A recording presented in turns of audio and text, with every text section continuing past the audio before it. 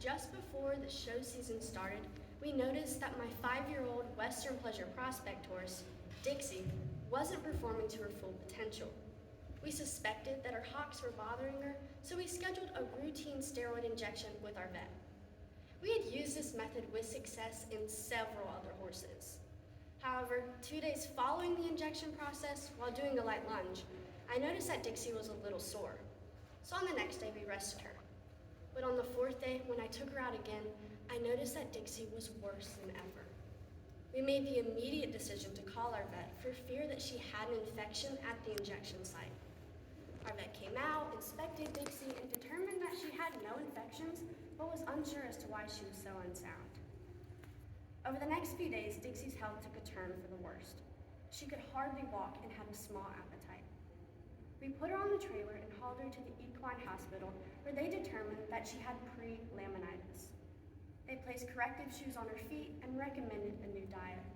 We brought Dixie home, where we treated and pampered her to the best of our ability. Sadly, she was only getting worse. One morning, she stayed laying in her stall, restless. She wouldn't stand because of how bad her feet were hurting. It took 3 of us to get her standing, and when we got her up, her legs were shaking violently. She couldn't even keep all 4 hooves on the ground for very long because of how bad her feet were hurting. We tried to place her feet in ice buckets to relieve some of the pain, but failed. Legs still shaking, feet still restless, we made the difficult decision to call our vet and have her euthanized. Over the next hour or so until the vet arrived, we loved on her, gave her treats, took our last picture, laughed, and cried. We did everything we could to save her, but couldn't stand to watch her suffer with no relief. She was laid to rest on April 5th, a warm, sunny day, surrounded by those who loved her most. Hello, my name is Kaden Lowe, and I'm a 17-year-old member of the Currituck County 4-H program in North Carolina. This experience led me to examine the injection connection, and is why I want to talk to you today about steroid injections. We will look at understanding the hock joint, the injection process, the costs and risks associated with this procedure, as well as some potential alternatives.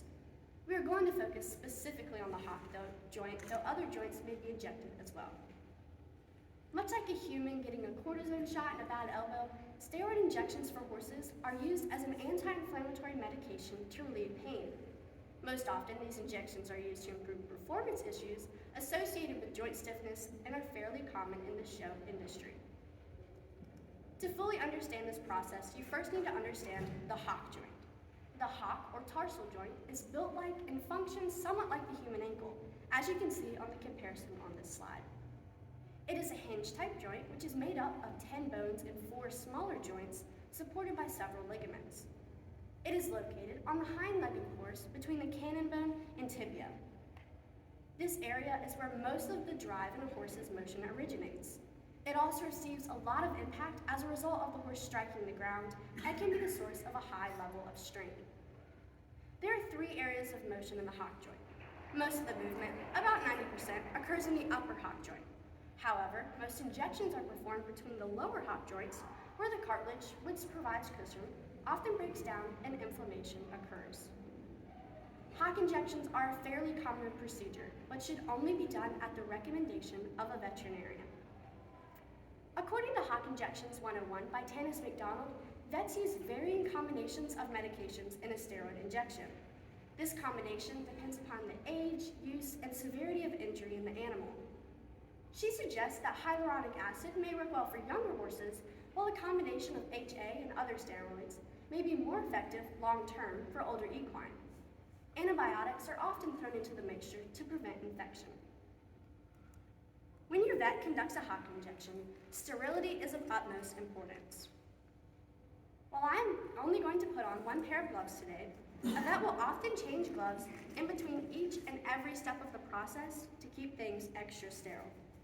Introducing any foreign matter into the joint can lead to serious infection. First, your veterinarian or their assistant will clean the area using a sterile pad with a cleansing solution. They will work in a circular motion, starting from the inside and working their way outwards. This will be done as many times as needed.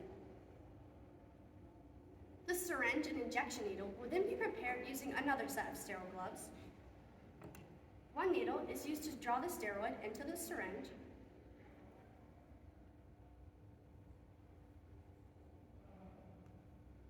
and then it is discarded. This is an important step as the needle is no longer sterile after coming in contact with the steroid bottle. Needles should always be discarded in a sharps container. The injection site will then be sterilized using an alcohol pad. Your veterinarian or their assistant will press the pad above the injection site, letting the alcohol run down over the site and then making one swipe down.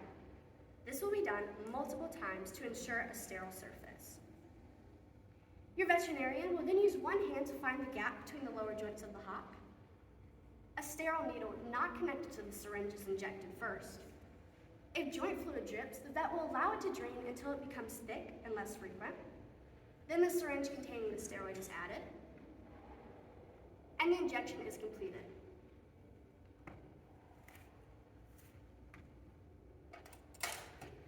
One article published in the Equine Veterinary Journal suggests that a period of rest following the injection process may help with the absorption of the medication. Therefore, most vets will recommend that the horse be rested for 2 to 3 days following the injection process. According to my own veterinarian, Dr. Edwards, this procedure can cost anywhere from $300 to $700 in my area, depending on how many joints are being injected. Steroid injections can significantly reduce inflammation and pain. These benefits can last for weeks to years, depending upon the animal and the severity of damage. And while positive outcomes can certainly be seen, there are risks associated with this procedure. The most common risk is infection. Even with taking the best precautions to avoid introducing any foreign matter into the joint, it can still happen. Infection is especially risky with steroid injections because steroids reduce your horse's ability to fight these infections.